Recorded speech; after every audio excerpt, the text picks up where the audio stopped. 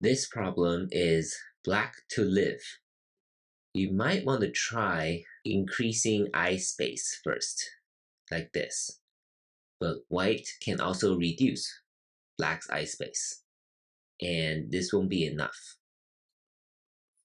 Or if black tries this won't be enough either.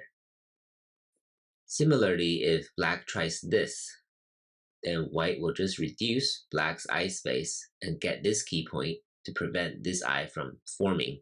Black must connect its cutting point, and white will just reduce black's eye space. And it's not enough for black. So the correct answer is for black to place something inside here. And a good move will be this 2-1 point right here. And it gives white two choices, here and here.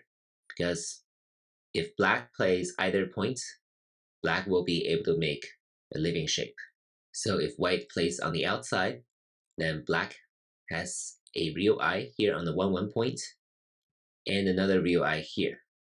So black succeeds. If white destroys this eye on the 1-1 point, black can make an eye here. And now white's number 2 cannot escape. The best white can do is to play this. Black connects, white throws in, and it might seem like a ko, but it is not, because black can capture white from behind, like this. So this is a connect and die situation, and this will be at least one real eye. So white cannot connect, and black will be able to capture this way.